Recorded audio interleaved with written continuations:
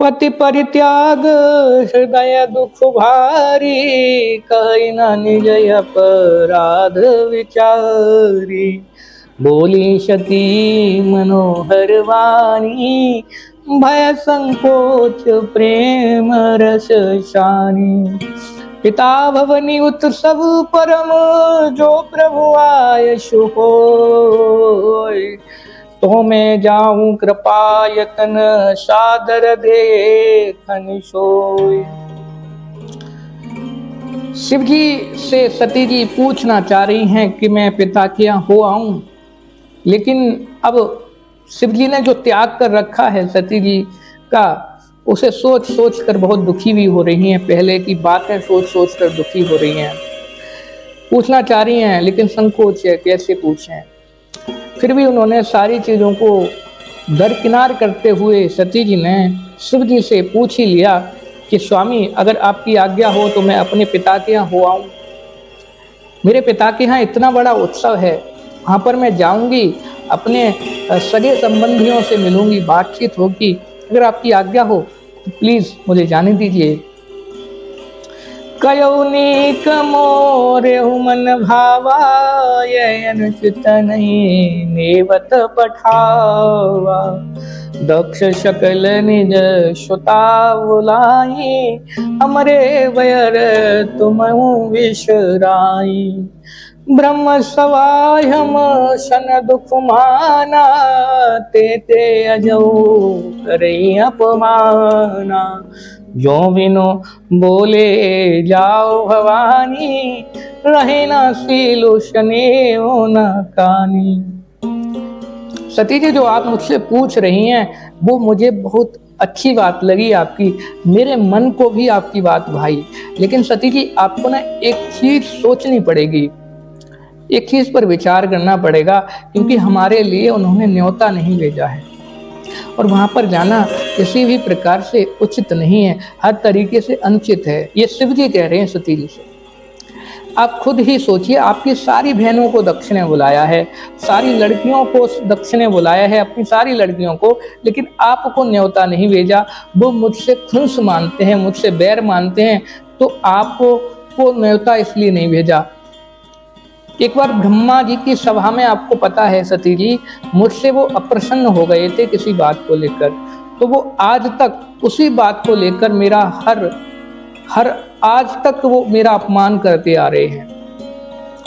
आप सती जी सोचिए, आज तक वो मेरा अपमान करते आ रहे हैं। मैं आपको जाने की आज्ञा कैसे दे सकता हूँ? वहाँ आपका सम्मान नहीं होगा, और बिना बुलाए अगर आप जाओगी तो वहाँ आपका कौन सम्मान करेगा? वहाँ आपको सम्मान नहीं मिलेगा, स्नेह नहीं मिलेगा, वहाँ आपको कोई आपसे मिलने वाला नहीं होगा वहाँ।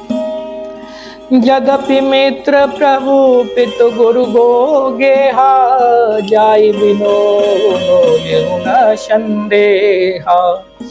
तदपि विरोध मानत है कोई, तहाँ गए कल्याण न होई।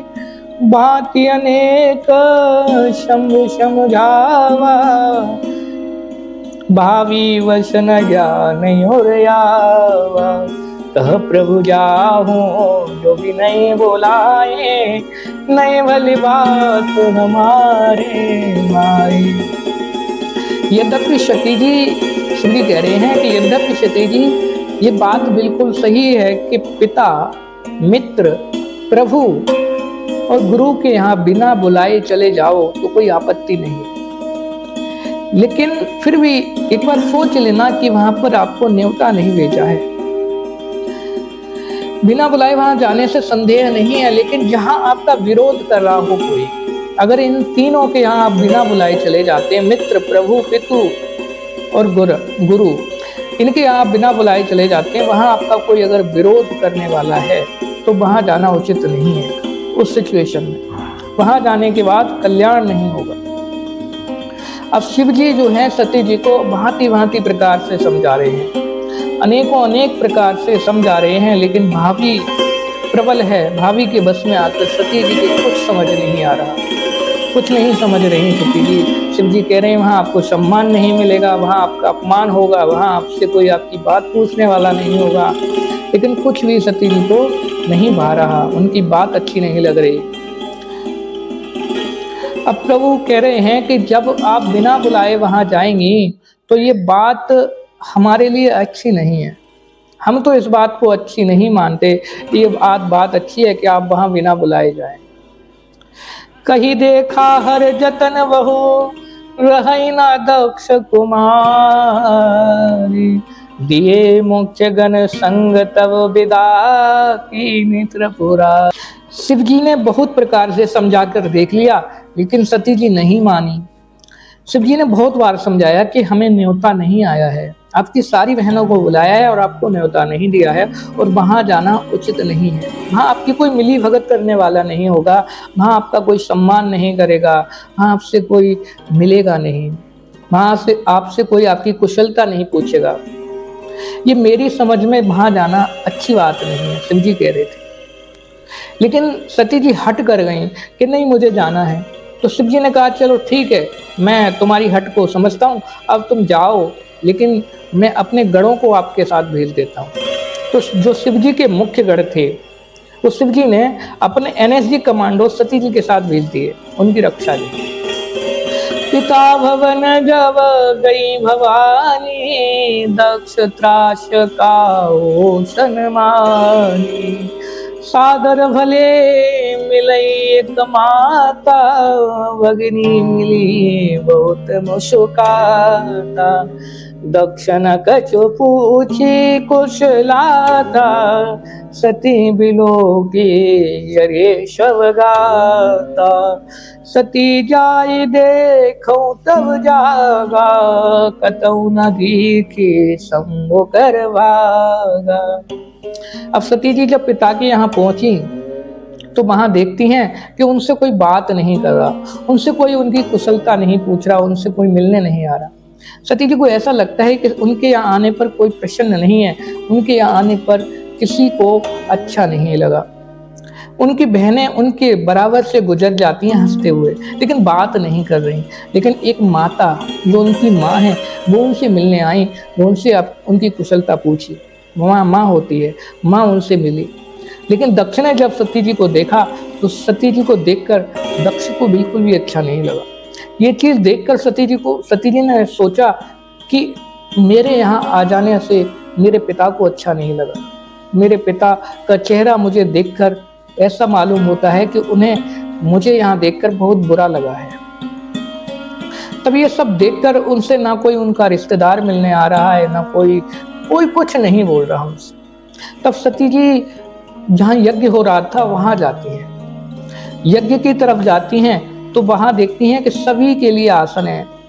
किन्नर, गंधर्व, सुर, नाग, देवताओं के लिए आसन है, लेकिन वहां देखती हैं कि शिव जी के लिए आसन नहीं है। शिव जी के लिए आसन न देखकर सती जी को बहुत दुख होता है, बहुत ज्यादा दुख होता है। तब चित चढ़ऊ सो शंकर कयो, प्रभु अपमानो समझे और गयो, पाछिल दुख न हृदय यश व्यापा, जस ये भयो महापरितापा, यद्यपि जग दारुण दुख नाना, सब ते कठिन जाति अपमाना, समझे सो सती भयो अति क्रोधा, बहुविधि जननी कीने प्रबोधा। अब सती जी ने देखा कि यहाँ पर शिव जी के लिए आसन नहीं है, मेरे स्वामी के लिए आसन नहीं है, तो इतना ज्यादा दुख हुआ सती जी को कि जो 87,000 वर्ष तक जो दुख था, रघुनाथ की परीक्षा लेने का जो दुख था, वो भी इसके सामने बहुत कम था। उससे भी कई गुना ज्यादा दुख सती जी को यह देखकर हुआ कि यहाँ मेरे स्वामी का अपमान हुआ है, यहाँ मेरे स्वामी की कोई भी आओ भगत या फिर उनका आसन भी नहीं लगाया गया है। अब देखिए, ये सोच रही हैं कि मैंने पिछली बार भी अपने स्वामी की बात नहीं मानी और उनमें मना किया था कि आप रघुनाथ की परीक्षा लेने मत जाओ, वो सच्चिदानंद हैं। मैं उनके वचनों को झुठलाकर उनकी परीक्षा लेने चली गई। इस बार भी मेरे स्वामी ने मेरी अपमान को समझते हुए बहुत मना किया, बहुत समझाया कि आप वहाँ मत जाओ, आपको न्योता नहीं है, लेकिन इस बार भी मैं नहीं मानी। ये अपनी हट की वजह से मैंने अपना अपमान तो कहा ही है, मेरे अपमान से कोई इतना ज़्यादा मुझे दुख नहीं है, लेकिन मैंने जो शिव जी का अपमान देखा है वो मुझसे अब सहन करने योग्य नहीं है, वो मुझसे अब सहन नहीं हो। अब क्रोध में आ जाती हैं सती जी, अरे तो महादेव जी की धर्म पत्नी है भाई, तो बनता है इतना तो क्रोध में आ जाती हैं। माता उनकी समझाती हैं उन्हें, सती जी की माँ समझाती हैं, लेकिन समझ में कैसे आए भाई, इतना बड़ा अपमान, जिसे इतना ज़्यादा प्यार करती हैं, इतना ज़्यादा प्रेम करती हैं सती जी, तो उनका अपमान कैसे, कोई भी हो जिसको जो प्यार करता है, जिसको जो प्रेम करता है, उसका अपमान नहीं सह सकता। अगर अपमान सह गया तो प्रेम या प्यार वो सच्चा नहीं है। शिवय अपमान न जाहि सही, हृदय न होए प्रबोध, सकल समार सकल सभाए हटे हटिक तब बोली वचन शक्रोध। सुनो सभासद सकल मुनिंदा, कही सुनी जिन शंकर निंदा, सो फल तुरत लहव शव काहू, मिली भली भांति पछताहु पिताहु।